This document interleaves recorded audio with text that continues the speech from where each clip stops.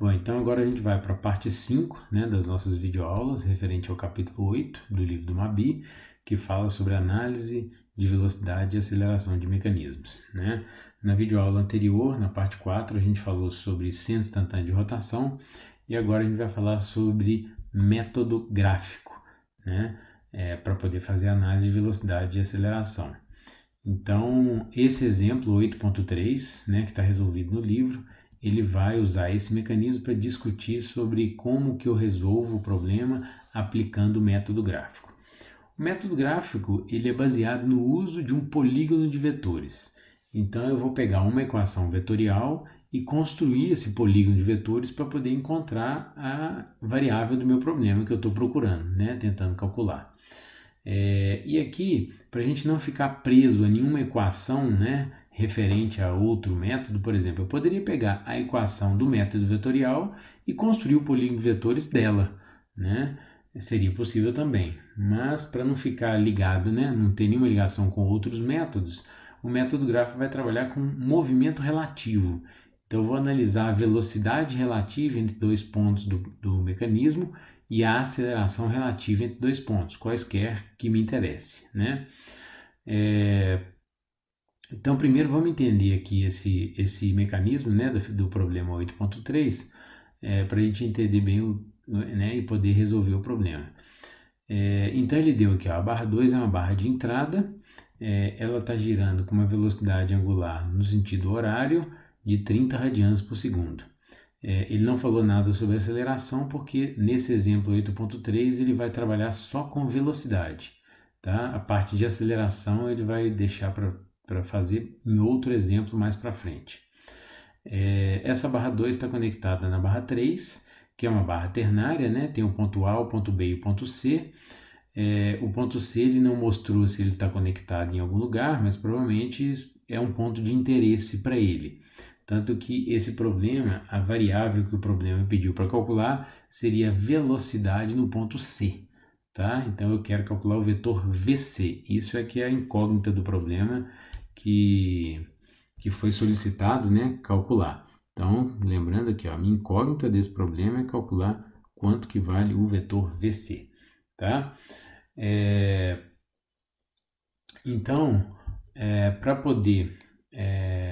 a gente poder fazer uma comparação desse método gráfico com o método vetorial, eu queria aproveitar esse problema para a gente discutir um pouquinho.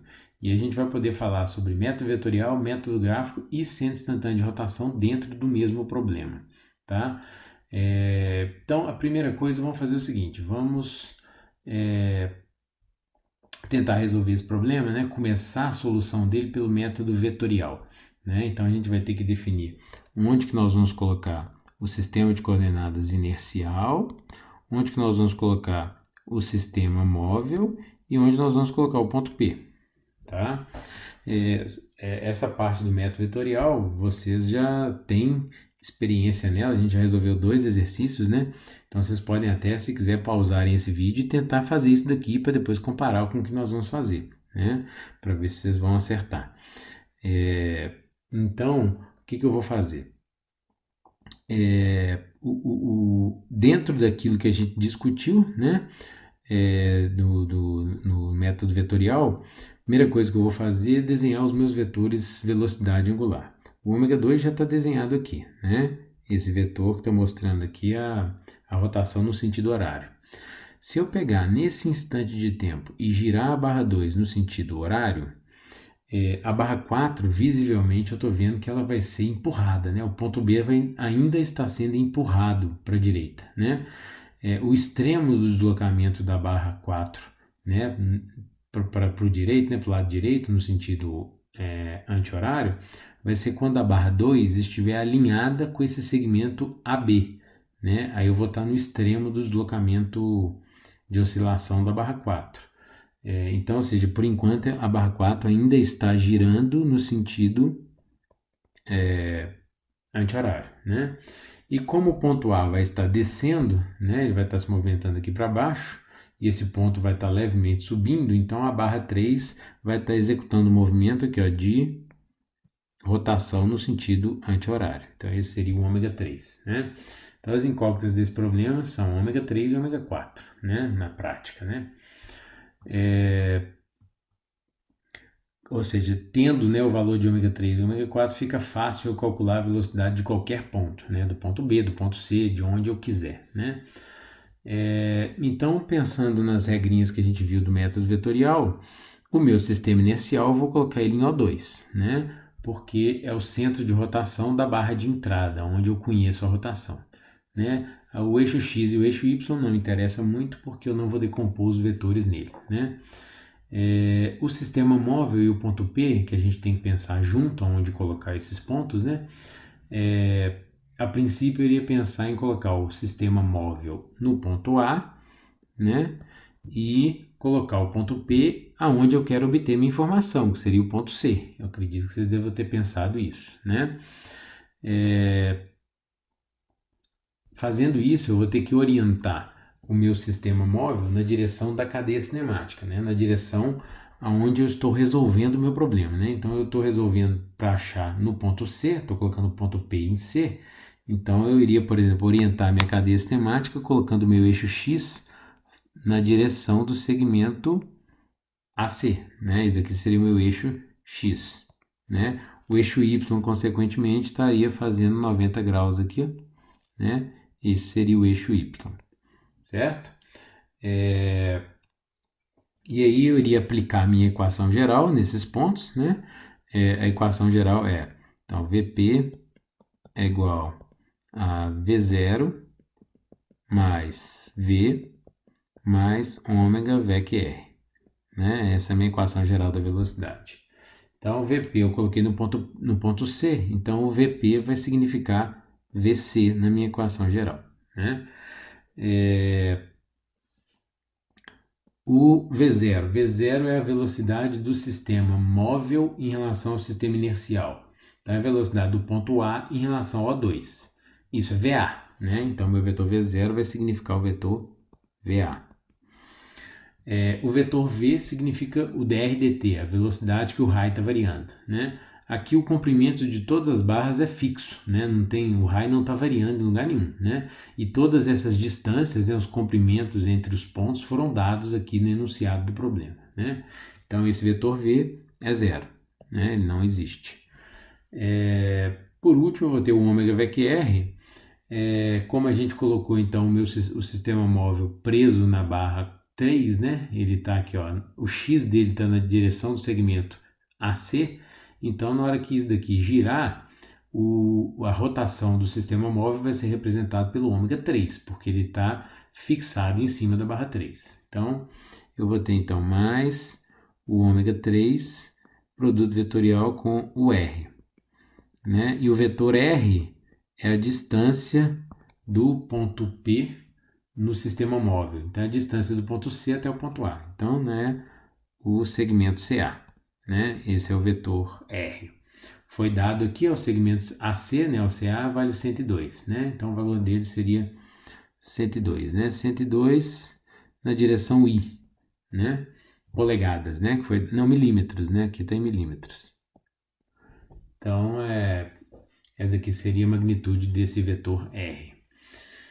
E aí, para resolver pelo método vetorial, o que eu teria que fazer é decompor cada um desses vetores, né, dessa equação, para poder achar as incógnitas do meu problema. A incógnita seria, né, o ômega 3, né, e o VC. Então, eu tenho duas incógnitas, decompondo os vetores, eu vou ter duas equações e eu consigo resolver o problema. Então, eu preciso decompor o vetor VC. Então, vamos lá. Qual seria a direção do vetor VC para eu poder desenhar ele aqui na figura? Pense aqui, ó, qual que é o centro de rotação do ponto C em relação ao solo? VC, né, significa a velocidade do ponto C em relação ao solo. Da mesma forma que o VA é a velocidade do ponto A em relação ao solo e o VB seria a velocidade do ponto B em relação ao solo. Então, qual que seria o centro de rotação do ponto C em relação ao solo? Pensem um pouquinho aí para me responder. Bom, para eu determinar a direção desse vetor, eu teria que analisar qual que é o centro instantâneo de rotação, não só do ponto C, mas de toda a barra 3 em relação ao solo, né? A princípio, vocês poderiam pensar que o vetor VC seria perpendicular ao segmento CA.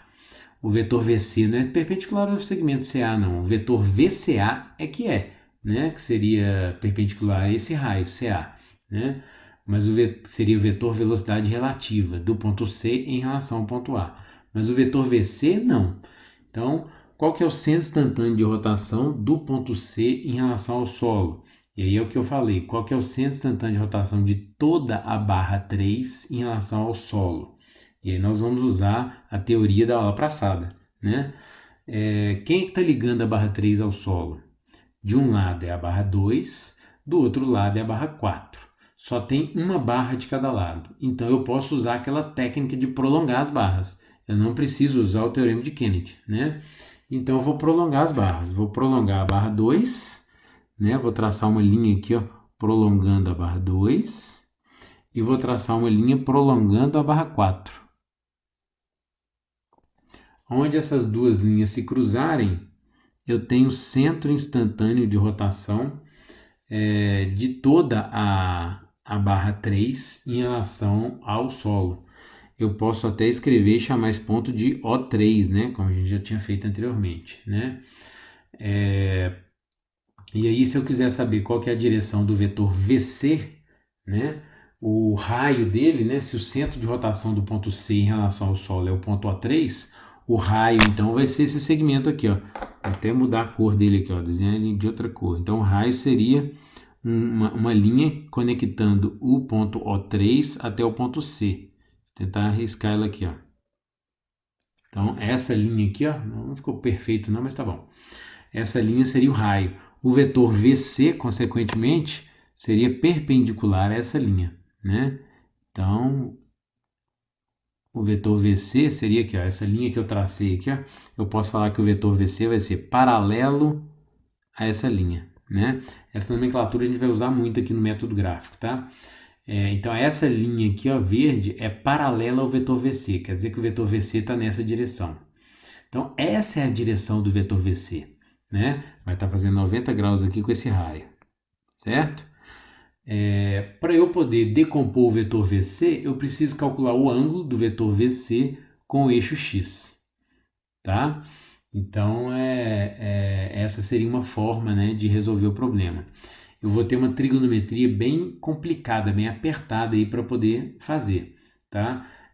Inclusive, esse problema, o livro colocou no livro e não resolveu usando essa técnica, tá? Então, a princípio, a gente nem sabe se ele deu as informações necessárias para você calcular esse ângulo, tá?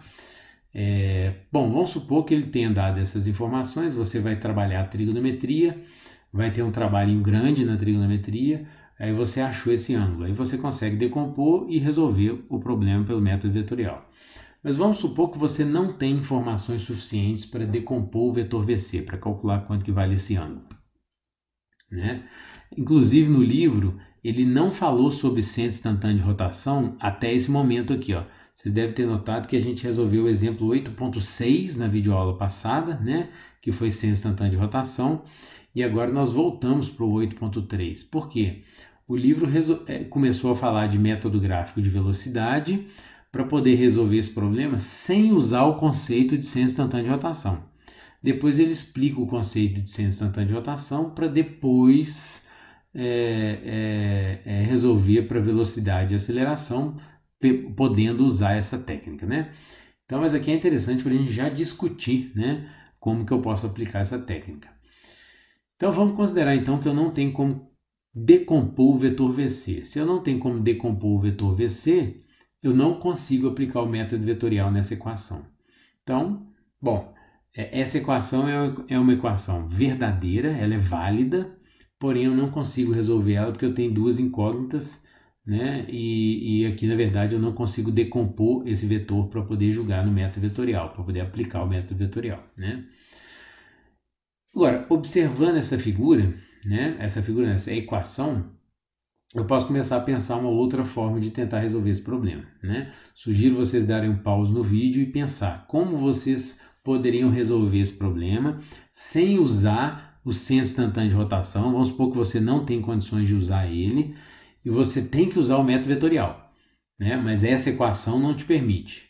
Então, como que você poderia aplicar o método vetorial para conseguir resolver o problema? Então, basta observar essa equação. Essa equação tem duas incógnitas, o VC e o ômega 3. Beleza, o VC eu não sei a direção dele, mas o ômega 3 eu sei, né? A direção do ômega 3 é o sentido, ele está no sentido anti-horário, então ele está saindo do papel, Z positivo. Existe alguma forma de calcular o vetor ômega 3 por uma outra equação, usando o método vetorial? Porque se eu conseguir calcular o vetor ômega 3 de uma outra forma, que não seja através dessa equação, basta eu jogar o valor do ômega 3 aqui e fazer uma soma algébrica, né? Que eu acho o vetor VC sem precisar de decompor o vetor VC, né? Então, qual que seria a solução, a saída? Né? A saída seria a seguinte, eu dou um pause aqui, né? Não perdi nada, que eu vou ter que usar isso daqui a pouco. E agora eu vou começar a aplicar o método vetorial novamente, só que agora, deixa eu até usar uma outra cor aqui, ó, né? Para ficar bem claro aqui, ó. Bom, o verde eu já usei, deixa eu usar aqui trabalhar um roxo aqui, ó, que não tem problema. Então, onde que eu vou colocar meu XYZ? Onde que eu vou colocar o meu XYZ maiúsculo, minúsculo e o ponto P? Então, o sistema inicial é o ponto O2 mesmo, esse não vai mudar não. O sistema móvel eu posso deixar alinhar mesmo, né? E o ponto P? Onde que eu posso colocar o ponto P para conseguir resolver o meu problema e achar o valor do ômega 3 sem precisar de envolver o ponto C? Basta eu pensar nesse mecanismo como se fosse um mecanismo de 4 barras, né? Aqui, ó, ponto O2, ponto A, ponto B, ponto O4. Então, se eu colocar o ponto P em B de bola, no ponto B, o que vai acontecer? A minha equação geral vai ficar. É claro que eu vou ter que mudar a minha orientação, né? Então, se eu coloquei o sistema inercial em A e o ponto P eu estou colocando ele em B de bola, então o meu X vai estar apontado para cá, ó. Então, o ideal é eu fazer isso, né? Colocar aqui, ó, desenhar o sistema de coordenadas em roxo, né? Usando a mesma cor para ficar bem claro para vocês. Então, meu sistema móvel está aqui, ó, e o Y faz 90 graus. Então, o Y vai estar para cá, ó. Esse é o Y do sistema móvel dessa nova solução que nós estamos fazendo. Então, a equação geral vai ficar o VP, eu coloquei o ponto P em B, então vai ficar VB é igual, o V0 é a mesma coisa, vai ser o mesmo VA, né? O V continua sendo zero, porque eu não tenho raio variando, e o meu ômega eu continuo colocando ele fixo no sistema, na barra 3. Então, o ômega continua sendo ômega 3, né? VEC R. Só que agora o vetor R mudou, né? Que o vetor R eu coloquei o ponto P em B, então o vetor R é a distância de B no sistema móvel, então vai ser a distância de B para A. Então o vetor R vai ser o segmento BA, né? Que foi dado pelo enunciado do problema, que vale 203, né? Então ele vai ser 203 milímetros, né? Lembrando que o vetor R, né, nessa solução daqui de baixo, é o vetor definido no sistema de coordenadas roxo, tá? Por isso que eu coloquei ele na direção I, né, que é a direção X do sistema roxo. Nesse daqui de cima, o vetor R é o vetor CA, né, que é o 102, definido no sistema de coordenadas vermelho, tá? E aí como é que eu faço? Resolvo esse problema, porque agora o vetor VB eu sei que ele é perpendicular à barra 4. Então a direção do vetor VB eu sei qual que é, né? Então eu consigo decompor o vetor VB, consigo decompor todos os outros vetores, jogo nessa equação, calculo quanto que vale o vetor VB, não vai servir para nada, né? Mas calculo também quanto é que vale o ômega 3, né? O valor do ômega 3 eu jogo aqui em cima e aí eu faço uma soma algébrica, né?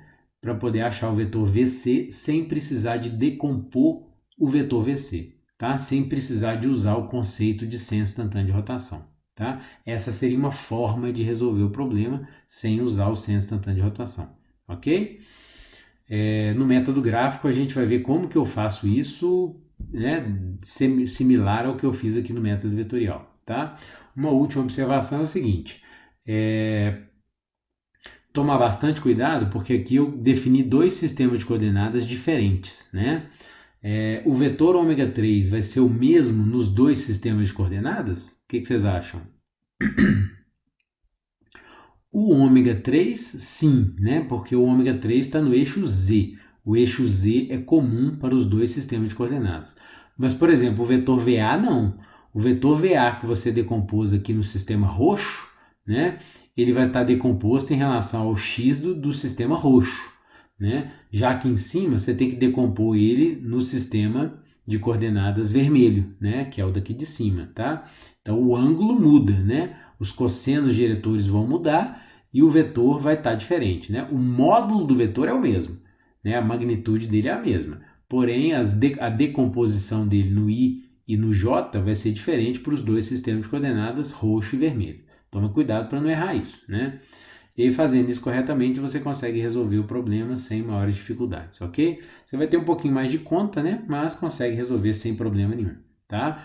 Então agora na sequência dessa videoaula, vai ser a próxima parte da videoaula, nós vamos agora resolver mesmo pelo método gráfico, tá certo?